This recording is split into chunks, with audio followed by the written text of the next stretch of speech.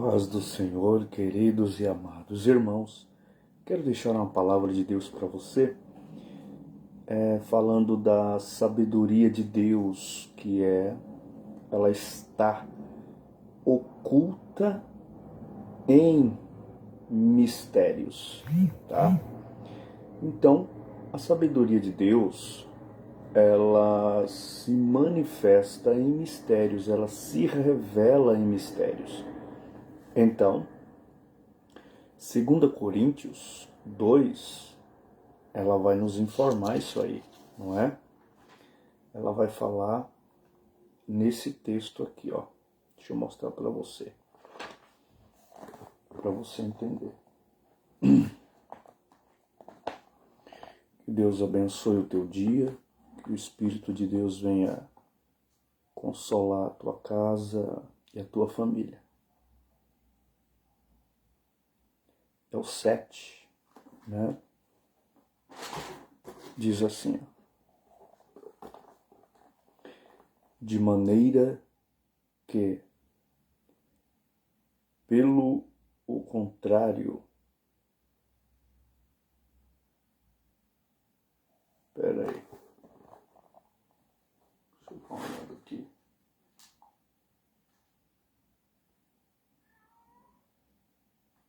Primeira Coríntios 2:7. 1 Coríntios tem segunda. Tá aqui.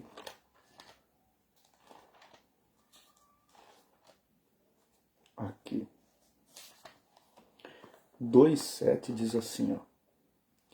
Mas nós falamos a sabedoria de Deus em mistérios. Em mistério, né? A sabedoria que esteve oculta, a qual Deus pré-ordenou antes dos séculos para nossa glória. Então veja de quem que Paulo está falando. Bem, eu vou começar do versículo 1 para que você entenda. Paulo vai falar no capítulo 2, versículo 1. Eu, irmãos meus, quando fui ter convosco, não fui com excelência de palavras ou de sabedoria, anunciando-vos o testemunho de Deus. Bem, o versículo 1, Paulo está Atenas, né, em Corinto, tá? Em Atenas, tá? Atenas e Corinto, tá bom? E a declaração de Paulo, né, a respeito de sua experiência em Atenas. Paulo está falando a respeito da sua experiência que teve lá em Atenas, tá? Atenas, tá bom? Quando optou pela sabedoria humana e a sua proposta de jamais abandonar a palavra da sabedoria de Deus. Então existe, você que prega aí, existe dois tipos de sabedoria. Existe a sabedoria humana, tá? E existe a sabedoria de Deus. Amém? Então, não devemos confundir estas duas coisas, tá bom?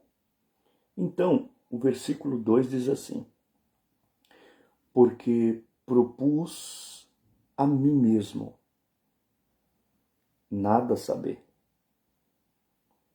estando entre vós, senão a respeito de Jesus Cristo, este crucificado. Então ele vai falar aqui, nós estamos vendo aqui o efeito da experiência no lago de Atenas. Paulo ele foi para Atenas, mas acredito que Atenas é na Grécia, mas só que ele não optou pela sabedoria humana em si, mas ele aniquilou toda a sabedoria humana para adquirir uma sabedoria de Deus, uma revelação profunda de Deus a respeito de Jesus Cristo, não é? Aí Paulo vai dizer assim, no 3, eu estive convosco em fraqueza e em temor e com grande tremor. Olha o versículo 4. A minha palavra é a minha pregação. Não consistiram em palavras persuasivas de sabedoria humana, mas em demonstração do Espírito e de poder.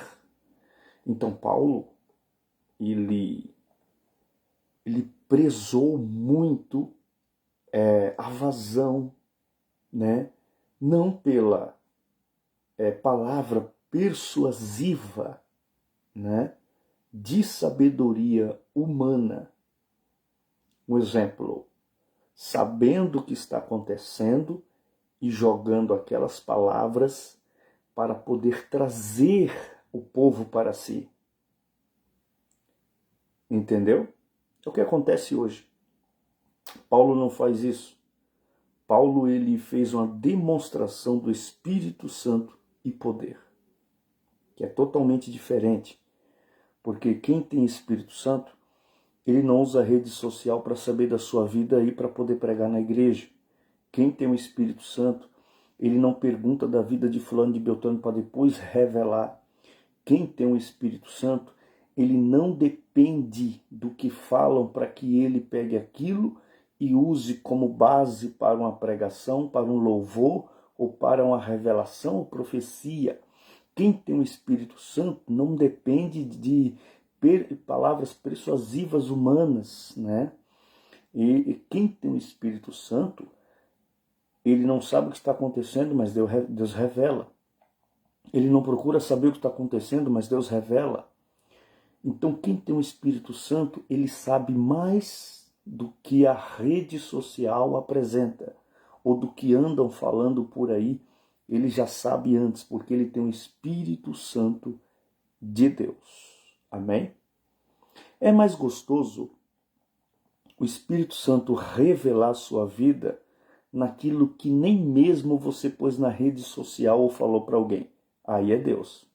É isso que eu quero que você entenda aí. Entendeu agora o que é Deus? Vamos lá.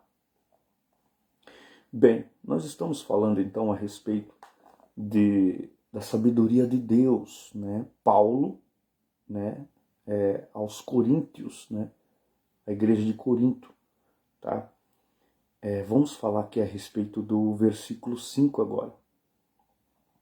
A fim de que a vossa fé não fosse fundamentada na sabedoria dos homens, mas no poder de Deus. Quer dizer, para que eles não fiquem ligados, né, ao que acontece hoje em dia aí, mas que eles sejam fundamentados no poder de Deus. O poder de Deus é interessante, tá? Que é o apoio da nossa fé. A tua fé tem que ser baseada em Deus, poder de Deus, e não palavras persuasivas de sabedoria humana. Em parte eu conheço e parte eu profetizo, isso aí não é de Deus, tá? Parte fiquei sabendo e depois eu jogo um salzinho em cima e tá tudo certo. Isso aí não é de Deus. Deus não está nisso, tá? Deus não está nisso. 6. Na verdade, falamos da sabedoria entre os maduros, entendeu? Não é com todos que a gente deve falar coisas profundas, não. Tem gente que não aguenta a profundidade da palavra, ou aquilo que a palavra está para ser revelado não é para crente menino, mas é para crente maduro. mas não da sabedoria deste século, nem dos dominadores desse século, que estão sendo reduzidos a nada, a nada, a nada. Aqui a autêntica sabedoria é dom de Deus. A sabedoria, ela é um dom de Deus. A sabedoria é dom de Deus, tá? A sabedoria humana, né, enriquece o homem natural. A sabedoria humana enriquece o homem natural, né?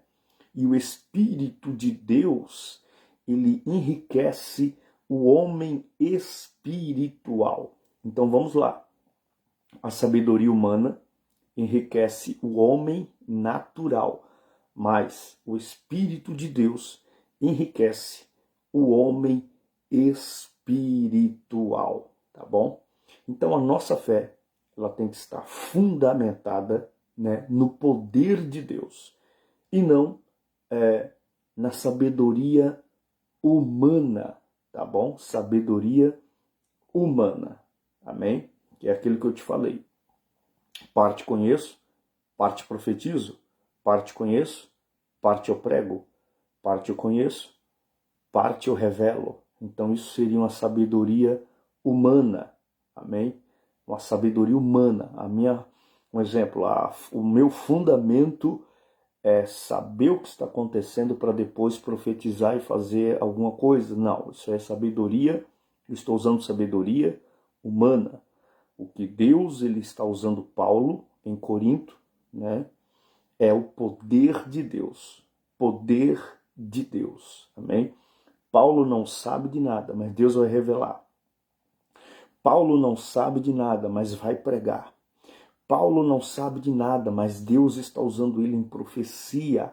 Então é mais gostoso quando você não conhece e Deus te usa do que você conhecendo em partes e partes sendo revelada.